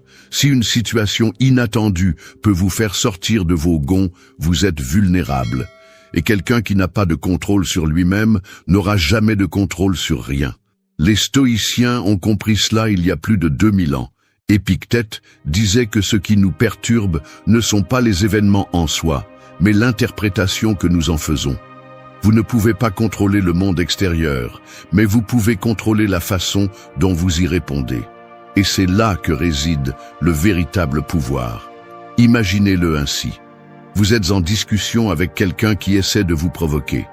Il élève la voix, utilise des insultes, cherche la moindre faille dans votre caractère pour vous faire réagir. Il veut vous voir perdre le contrôle. Mais vous ne lui faites pas ce plaisir. Vous restez calme. Vous parlez lentement, vous regardez sans hésiter, non pas parce que vous êtes indifférent à ce qui se passe, mais parce que vous savez que la première personne à perdre le contrôle est la première personne à perdre la bataille. C'est la clé. Celui qui garde le contrôle est celui qui a le pouvoir. Pensez aux leaders les plus respectés, aux personnages les plus influents de l'histoire. Ce n'étaient pas ceux qui criaient le plus fort, ni ceux qui réagissaient à chaque attaque comme un animal acculé. C'étaient ceux qui restaient imperturbables dans la tempête, ceux qui ne laissaient jamais les autres leur voler leur calme. Beaucoup de gens confondent le pouvoir avec l'agressivité. Ils pensent que réagir avec force à chaque offense est une démonstration de domination. Mais ce qui inspire vraiment le respect, ce n'est pas la capacité d'attaquer, mais la capacité de résister. Qui pensez-vous projette plus d'autorité? L'homme qui se laisse provoquer et explose en cris et menaces, ou celui qui garde son calme, froid et impénétrable, sans laisser personne contrôler son état mental. L'autocontrôle est la différence entre un homme qui commande et un homme qui réagit simplement. Quand les gens voient qu'ils ne peuvent pas vous faire sortir de votre centre, qu'ils ne peuvent pas vous manipuler avec des mots ou des émotions, ils commencent à vous voir différemment. Votre présence devient plus forte, plus imposante, parce que vous ne dépendez pas de l'approbation ou de la provocation pour agir. Vous décidez comment répondre. Marc Aurèle, l'empereur philosophe, a gouverné Rome en temps de crise. Trahison, peste, guerre. Mais on ne l'a jamais vu agir par désespoir ou par peur. Il comprenait que son plus grand ennemi n'était pas le chaos extérieur, mais la bataille à l'intérieur de son propre esprit. Il a écrit un jour, « Tu as le pouvoir sur ton esprit, pas sur les événements extérieurs. Réalise cela, et tu trouveras la force. » Cela ne signifie pas que vous devez être une roche sans émotion. Cela signifie que vous devez maîtriser vos émotions au lieu d'être dominé par elles. Ressentez la colère si nécessaire, mais ne la laissez pas décider pour vous. Ressentez la frustration, mais ne laissez jamais cela contrôler vos paroles. Utilisez chaque émotion comme un outil, jamais comme un maître. Voici un principe simple à retenir. Chaque fois que quelqu'un réussit à vous faire réagir sans contrôle, il vous a vaincu. Peu importe votre intelligence, votre force ou vos compétences. Si vous ne pouvez pas vous contrôler, il y aura toujours quelqu'un d'autre qui vous contrôlera. Les stoïciens ne cherchaient pas à être froids ou insensibles. Ils cherchaient quelque chose de plus difficile, être imperturbable. Peu importe ce qui se passe à l'extérieur, le feu intérieur ne s'éteint pas. Vous pouvez appliquer cela dans votre vie dès maintenant. Ne réagissez pas immédiatement, ne laissez pas les autres décider comment vous vous sentirez. Avant d'agir, demandez-vous, est-ce que je prends cette décision ou quelqu'un d'autre la prend pour moi? Le respect ne se demande pas, le respect se gagne, et tout commence par la maîtrise de soi. Quand les autres voient qu'ils ne peuvent pas vous manipuler, qu'ils ne peuvent pas vous faire perdre le contrôle, ils commencent à vous voir différemment. Vous n'êtes plus un parmi tant d'autres. Vous n'êtes plus un esclave de votre tempérament. Vous êtes quelqu'un qui commande. Si vous voulez vraiment projeter du pouvoir, la première étape est simple. Maîtrisez vos émotions. Ne soyez pas un esclave. Ne laissez pas les autres manipuler votre état mental comme s'ils jouaient avec un jouet. Prenez le contrôle de vous-même. Et quand vous le ferez, vous verrez comment le monde commence à vous traiter différemment. 2. Entre dans une pièce comme si tu étais déjà le leader. Pense à ceci. Tu es dans un endroit plein de gens. Personne ne te connaît. Personne ne sait qui tu es. Mais dès que tu franchis la porte, les regards se tournent vers toi. Non pas parce que tu es le plus grand, le plus fort ou le plus bruyant. Tu n'as pas dit un seul mot, mais d'une manière ou d'une autre, les gens sentent ta présence. Ce n'est pas une coïncidence. C'est ce qui se passe lorsque tu apprends à projeter l'autorité sans effort, lorsque tu entres dans n'importe quel endroit comme si tu étais déjà le leader. L'erreur de beaucoup est de penser que l'autorité se mendie, que le respect se demande. Non, l'autorité se projette. Le respect s'impose par ta seule présence, et c'est là que la plupart échouent. Ils entrent dans un endroit avec l'énergie de quelqu'un qui cherche l'approbation, avec des doutes, avec nervosité, la tête baissée, espérant que quelqu'un d'autre leur donne la permission de se sentir important. Mais si tu ne te considères pas comme le leader, personne d'autre ne le fera.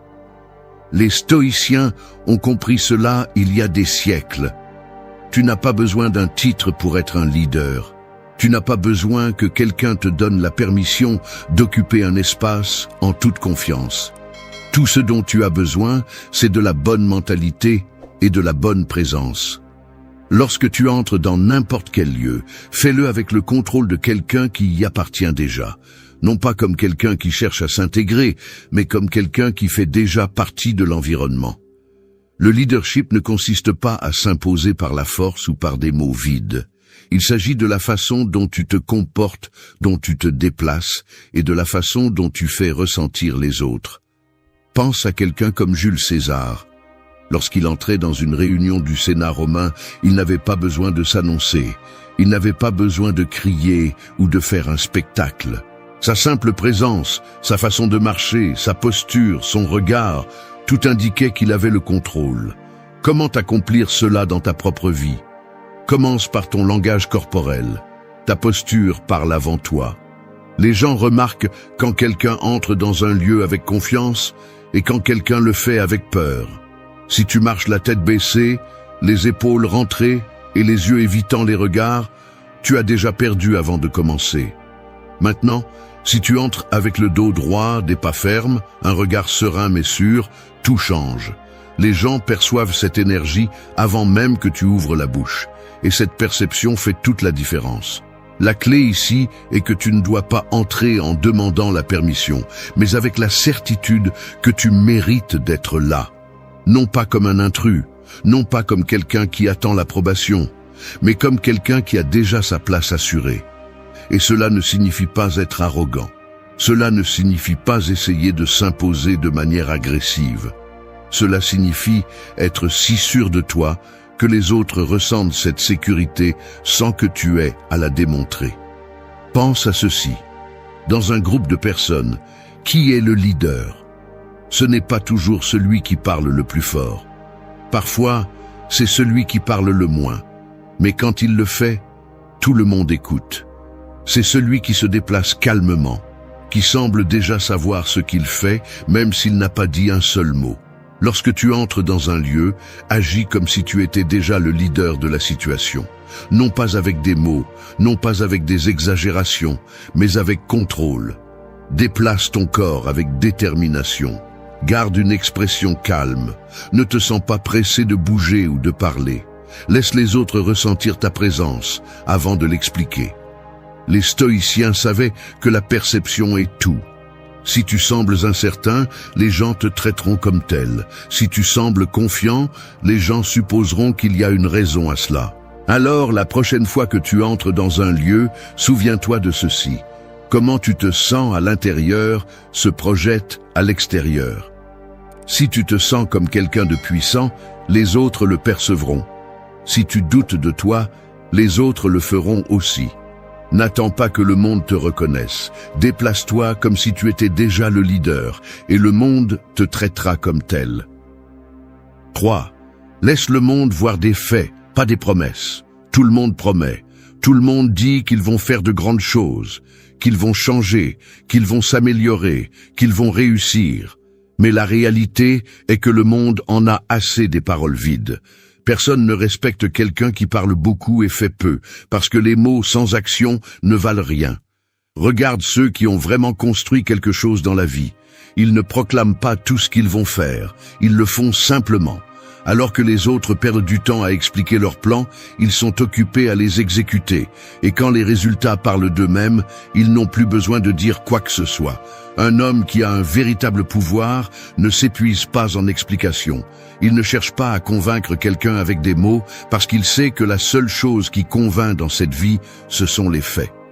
Le problème de parler trop de ce que tu feras est que tu t'épuises avant de commencer. Quand tu annonces quelque chose à tout le monde, tu crées des attentes, et au moment où tu ne tiens pas tes promesses, ta crédibilité s'effondre.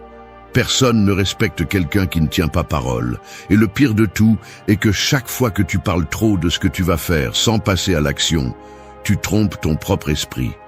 Tu commences à sentir que tu as déjà accompli quelque chose simplement parce que tu l'as dit à haute voix. Et ainsi, tu restes dans la médiocrité, piégé dans une illusion où les mots te donnent une fausse sensation de progrès. De plus, donner trop d'informations aux gens est une erreur, parce que dès qu'ils savent ce que tu prévois, beaucoup essaieront de te freiner. Ils essaieront de semer le doute, feront des commentaires sarcastiques, te diront que c'est impossible. Si tu leur donnes trop de détails, tu leur donnes du pouvoir sur toi. Les personnes qui n'ont rien accompli dans la vie essaient toujours d'entraîner les autres à leur niveau. Ils ne veulent pas te voir avancer parce que cela leur rappelle à quel point ils sont stagnants. Ne leur donne pas ce plaisir. Ne leur donne pas le pouvoir de donner leur avis sur ce que tu n'as pas encore construit. Les stoïciens comprenaient que la meilleure façon de se déplacer dans la vie est avec discrétion. Sénèque disait que la vie est comme une pièce de théâtre. Peu importe combien de temps elle dure, mais comment elle est bien jouée. En d'autres termes, l'important n'est pas de parler de ce que tu vas faire, mais d'exécuter avec précision. Pendant que les autres parlent, tu avances en silence. Pendant que les autres cherchent la validation, tu te concentres sur ce qui compte vraiment, l'action. Pense-y comme une guerre. Les généraux n'annoncent pas leurs stratégies à l'ennemi avant d'attaquer. Ils n'envoient pas de lettres disant « Demain à 5 heures du matin, nous vous envahirons par le flanc droit ». Non. Ils planifient en secret, déplacent leurs troupes intelligemment, et quand ils frappent enfin, il est trop tard pour que l'ennemi réagisse. C'est ainsi que tu devrais te déplacer dans la vie. Tu n'as pas besoin que quiconque sache ce que tu fais jusqu'à ce que les résultats soient impossibles à ignorer. Le problème est que nous vivons à une époque où les gens veulent une validation instantanée. Dès qu'ils ont une idée, ils courent la publier, la crier au monde pour recevoir des applaudissements avant d'avoir fait quoi que ce soit. Mais c'est une faiblesse. C'est de l'insécurité. Quelqu'un qui construit vraiment quelque chose ne perd pas de temps à chercher l'approbation. Il sait que sa seule validation vient de ce qu'il réalise, pas de ce qu'il dit qu'il va réaliser. Laisse les autres parler, qu'ils dépensent leur énergie en promesses et discours vides. Pendant qu'ils perdent du temps, tu travailles en silence, tu construis, tu améliores, tu avances. Et quand tu arrives enfin là où tu veux, quand les résultats sont impossibles à ignorer, alors le monde n'aura d'autre choix que de reconnaître ce que tu as fait. Cela ne signifie pas que tu ne peux pas partager tes réalisations. Mais il y a une différence entre partager et se vanter. Un homme qui a vraiment du pouvoir n'a pas besoin de le prouver avec des mots. Il le prouve par son travail, par sa discipline, par sa présence. Quand quelqu'un a un véritable succès, il n'a pas besoin de le crier. Le succès est silencieux. Les résultats sont la seule preuve qui compte vraiment. Alors ne perds pas de temps à expliquer au monde ce que tu feras. Ne cherche pas la reconnaissance avant d'avoir construit quelque chose qui la mérite vraiment. N'essaie pas de convaincre quelqu'un de ce dont tu es capable. Fais-le simplement. Parce qu'à la fin, dans cette vie, les mots sont emportés par le vent. La seule chose qui compte vraiment, la seule chose que personne ne peut remettre en question, ce sont les faits. 4. Bouge dans l'ombre, frappe à la lumière. Imagine que tu es dans un combat de boxe. Avant que la cloche ne sonne, ton adversaire commence à parler. Il crie qu'il va te détruire, qu'il va te mettre KO au premier round, que tu ne devrais même pas être sur le ring avec lui. Ses fans applaudissent, il a l'air confiant, tout le monde s'attend à le voir gagner. Mais toi, tu ne dis rien. Tu regardes simplement, écoutes et attends. La cloche sonne. Il sort agressif, exagéré, cherchant à impressionner. Il veut montrer qu'il a le contrôle, qu'il est le centre d'attention. Mais tu ne te bats pas comme lui. Tu ne gaspilles pas d'énergie en coups précipités. Tu ne rentres pas dans son rythme. Tu ne joues pas son jeu. Tu bouges calmement, observes, étudies. Pendant qu'il continue à crier et à lancer des coups sans direction, tu continues à attendre. Et quand tu vois enfin l'opportunité, un seul coup bien placé change tout le combat. C'est ainsi dans la vie. Ceux qui parlent le plus, ceux qui cherchent le plus à attirer l'attention, ceux qui tentent de forcer leur présence avant l'heure, sont les premiers à s'épuiser. En revanche, ceux qui se préparent en silence, ceux qui affûtent leurs compétences sans le dire, ceux qui attendent le moment exact pour bouger, sont ceux qui dominent vraiment. Le pouvoir n'est pas dans la quantité de bruit que tu fais, mais dans la précision de tes actions. Le problème avec la plupart des gens, c'est qu'ils n'ont pas la patience pour ça. Ils ont besoin que le monde sache ce qu'ils font à tout moment. Dès qu'ils ont une idée, ils se précipitent pour la partager. Dès qu'ils font un petit progrès, ils le publient. Dès qu'ils pensent à accomplir quelque chose, ils attendent déjà une validation. Mais la validation prématurée tue le progrès. Chaque fois que tu parles trop de ce que tu vas faire, tu te mets moins de pression, tu trompes ton esprit et tu deviens moins discipliné. Les stoïciens l'ont parfaitement compris. Ils savaient que la grandeur se construit dans l'ombre, dans l'effort que personne ne voit, dans la discipline qui n'a pas besoin d'applaudissements. Sénèque disait que peu importe ce que tu dis que tu vas faire, seul compte ce que tu fais vraiment. Et l'impact réel n'arrive que lorsque personne ne l'a vu venir. Pense à quelqu'un qui veut améliorer son physique. La plupart annoncent leur nouveau style de vie avant de faire le premier pas. Ils disent qu'ils vont maintenant s'entraîner, qu'ils vont changer leur alimentation, qu'ils seront disciplinés. Mais en peu de temps, ils stagnent parce qu'ils ont déjà reçu la validation qu'ils cherchaient. En revanche, la personne qui est vraiment engagée ne dit rien. Elle apparaît seulement des mois plus tard avec un physique que personne n'attendait. Personne n'a vu son processus, mais maintenant son résultat est impossible à ignorer. Si tu veux être respecté, ne te fatigue pas à chercher l'approbation à chaque étape du chemin. N'explique pas chacun de tes mouvements. Ne partage pas trop tôt. Les gens n'ont pas besoin de savoir ce que tu fais. Ils ont juste besoin de voir le résultat quand il est prêt. Parce que la vérité est celle-ci, ce qui est construit en silence est la seule chose qui dure vraiment. Dans n'importe quel domaine de la vie, c'est un avantage. Dans les affaires, les plus réussis n'annoncent pas leurs plans avant de les exécuter.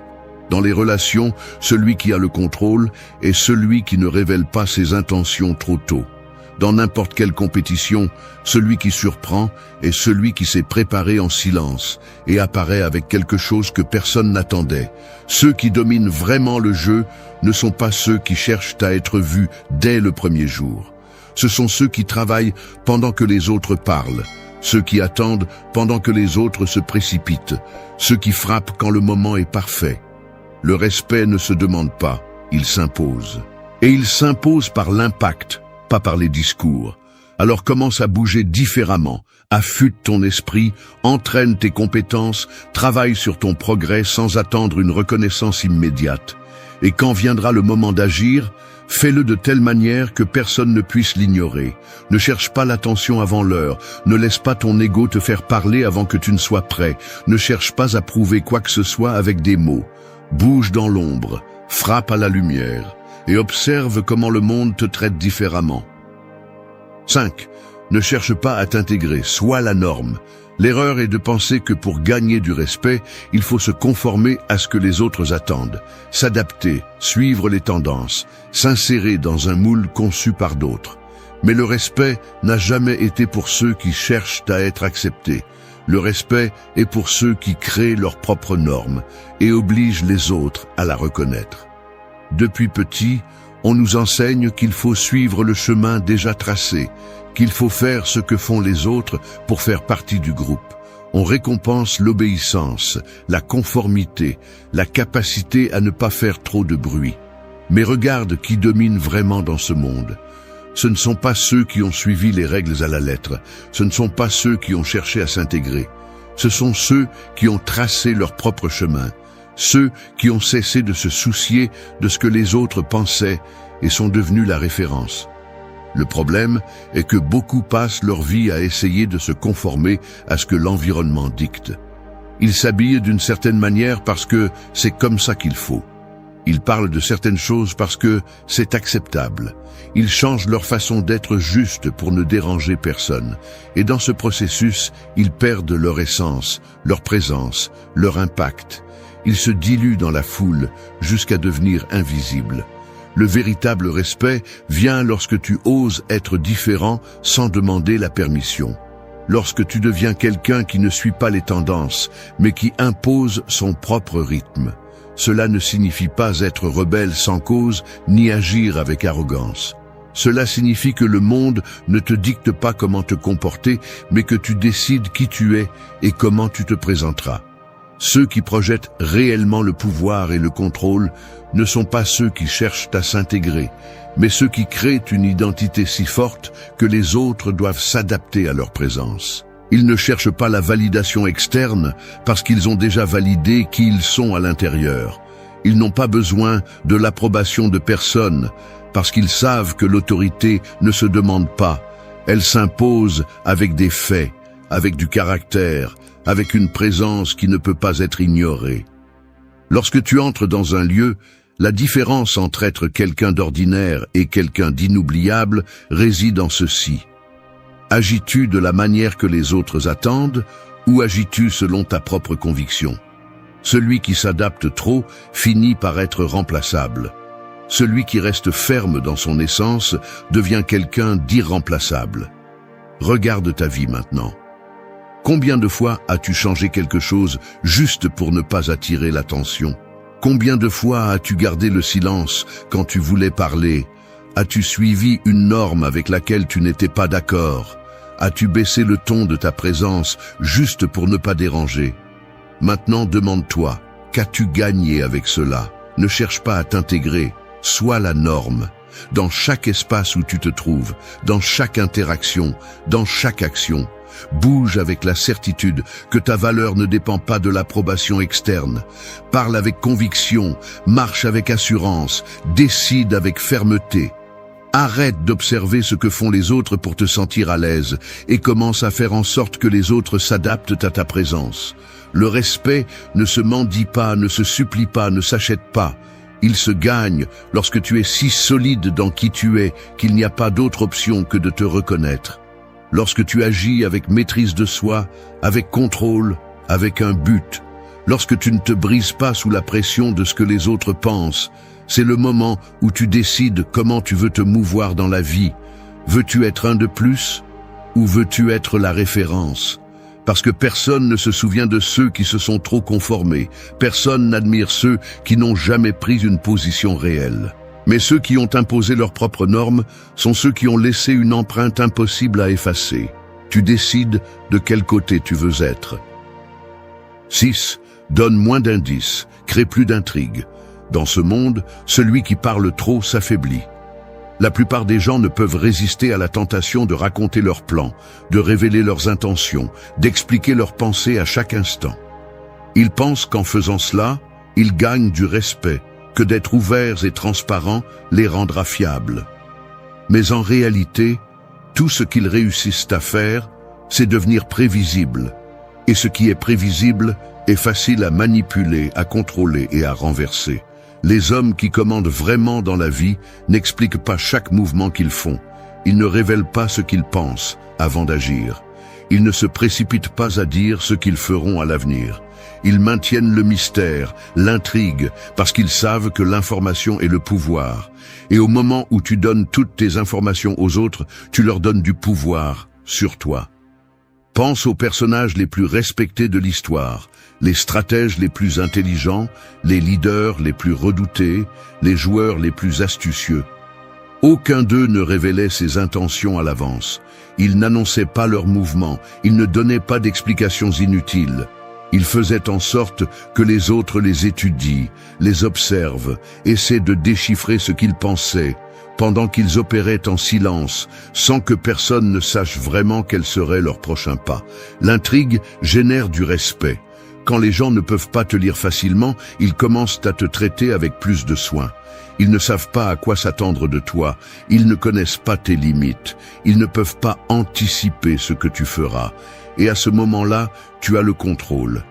En revanche, si tu es un livre ouvert, si tout le monde sait comment tu penses, comment tu réagis, ce que tu feras dans chaque situation, tu deviens une cible facile.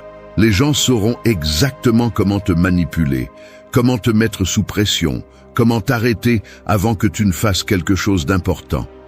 Les stoïciens comprenaient parfaitement ce principe. Marc Aurèle, l'un des empereurs les plus respectés de Rome, ne révélait jamais sa pensée complète. Il écoutait plus qu'il ne parlait, il traitait plus qu'il n'exprimait, et quand il disait enfin quelque chose, chaque mot avait du poids. Son silence était une barrière impénétrable, un bouclier qui le protégeait d'être manipulé par d'autres. Les gens qui parlent toujours, qui expliquent, qui justifient, qui perdent du temps dans des discussions inutiles, ne se rendent pas compte qu'ils donnent des informations précieuses. Chaque mot que tu dis en trop est un indice sur toi, sur ta façon de penser, sur ce qui est important pour toi. Et si quelqu'un prête assez d'attention, il pourra utiliser tout cela contre toi. Le véritable pouvoir n'est pas dans ce que tu dis, mais dans ce que tu choisis de ne pas dire. Si tu contrôles l'information que tu donnes, tu contrôles la perception que les autres ont de toi. Si tu parles moins, mais avec plus de précision, chaque mot aura plus d'impact. Si tu maintiens une aura de mystère, tu feras en sorte que les gens pensent plus à toi, qu'ils essaient de te déchiffrer, qu'ils te voient avec plus de respect. Alors commence à pratiquer le silence stratégique. Ne réponds pas automatiquement chaque fois que quelqu'un te pose une question personnelle. N'explique pas chaque pensée qui traverse ton esprit. Ne te sens pas obligé de remplir chaque moment de conversation avec des mots inutiles. Apprends à laisser le vide travailler en ta faveur. Quand quelqu'un te demande tes plans, réponds par quelque chose de vague, quelque chose qui ne leur donne pas assez d'informations pour te devancer. Quand on te met sous pression pour réagir, reste calme et laisse l'incertitude les consumer. Quand tu ressens le besoin de te justifier, souviens-toi que les actions parlent toujours plus fort que n'importe quelle explication. Un homme qui sait garder le silence, qui ne révèle pas trop, qui ne donne pas son esprit à n'importe qui, sera toujours plus respecté que celui qui parle sans réfléchir. Parce qu'au moment où tu donnes moins d'indices, tu commences à créer plus d'intrigues. Et l'intrigue, bien gérée, est l'une des armes les plus puissantes que tu peux avoir. 7. Ne mordez pas à l'hameçon de la provocation. La plupart des gens sont faciles à manipuler. Il suffit d'un mot mal dit, d'une moquerie, d'un geste de mépris, et ils réagissent comme si quelqu'un avait appuyé sur un bouton dans leur tête. Ils perdent le contrôle, explosent, crient, insultent, désespèrent. Et pendant qu'ils s'effondrent, la personne qui les a provoqués reste là, souriante, parce qu'elle a gagné. Si quelqu'un peut vous faire perdre les pédales avec un simple commentaire, il vous tient dans la paume de sa main. C'est aussi simple que ça. Regardez comment les choses fonctionnent dans la vie réelle. Quand quelqu'un veut vous rabaisser, il le fait en cherchant à ce que vous réagissiez. Il veut que vous mordiez à l'hameçon, qu'il vous mette en colère, que vous vous défendiez, que vous essayiez de lui prouver quelque chose. Mais au moment où vous tombez dans ce jeu, vous vous abaissez à son niveau. Vous perdez le contrôle et vous devenez exactement ce que l'autre personne voulait que vous soyez. Les stoïciens ont compris que la réaction émotionnelle est la plus grande faiblesse de toute personne. Épictète disait que ce ne sont pas les choses qui nous affectent, mais l'interprétation que nous en faisons. En d'autres termes, ce n'est pas la provocation qui vous dérange, c'est votre décision de le prendre personnellement qui vous fait du mal. Si quelqu'un vous insulte et que vous vous fâchez, qu'obtenez-vous? Rien. Vous montrez simplement qu'ils ont du pouvoir sur vous. En revanche, si vous ignorez la provocation, si vous ne daignez même pas répondre à ce qu'ils ont dit, si vous gardez votre calme absolu, vous retirez toute sa force à l'attaque. Pensez-y de cette façon. Qui a le plus de pouvoir dans une dispute? Celui qui désespère et commence à crier comme un enfant gâté, ou celui qui reste ferme, sans broncher, observant avec un léger sourire pendant que l'autre perd le contrôle? La réponse est évidente. Le véritable contrôle est celui qui est exercé sans effort. La véritable supériorité est de ne pas avoir à prouver quoi que ce soit à personne. Les hommes les plus puissants de l'histoire le savaient. Napoléon, par exemple, ne répondait jamais à la première attaque verbale. Il laissait l'autre parler, essayer de le provoquer, pendant qu'il analysait, attendant le moment parfait pour riposter avec une précision chirurgicale. Parfois, il ne le faisait même pas, parce qu'il comprenait qu'un homme qui ne répond pas aux provocations a plus de pouvoir que celui qui le fait. Et c'est là que vous devez apprendre quelque chose de crucial. Le monde est plein de provocateurs. Des gens qui essaieront de vous faire réagir juste pour se sentir mieux avec eux-mêmes. Ils peuvent être des inconnus, des collègues, voire des proches. Ne leur donnez pas ce plaisir. Ne jouez pas leur jeu. Quand quelqu'un essaie de vous sortir de votre centre, regardez-le calmement, écoutez, mais ne montrez aucune réaction. Gardez le contrôle. Faites-lui sentir qu'il parle à un mur impénétrable. Rien ne désarme plus un provocateur que l'indifférence totale. Et si vous devez répondre, faites-le avec intelligence, pas avec des émotions. Ne vous mettez pas sur la défensive, n'entrez pas dans son énergie. Répondez par une phrase courte, directe, et laissez le silence faire le reste. C'est tout? Je ne suis pas intéressé à discuter, ou simplement un regard long et froid peuvent faire plus de mal que 1000 mots. Parce que pendant que l'autre attend que vous réagissiez comme un animal acculé, vous lui faites comprendre qu'il perd son temps.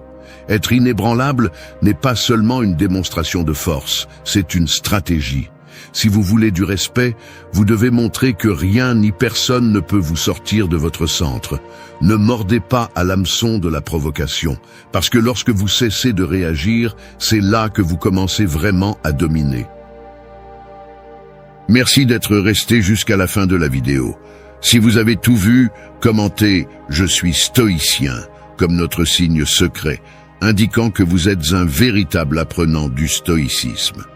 N'oubliez pas de vous abonner et de liker la vidéo si elle vous a plu. Rendez-vous dans la prochaine vidéo et rappelez-vous, continuez à cultiver votre esprit stoïque.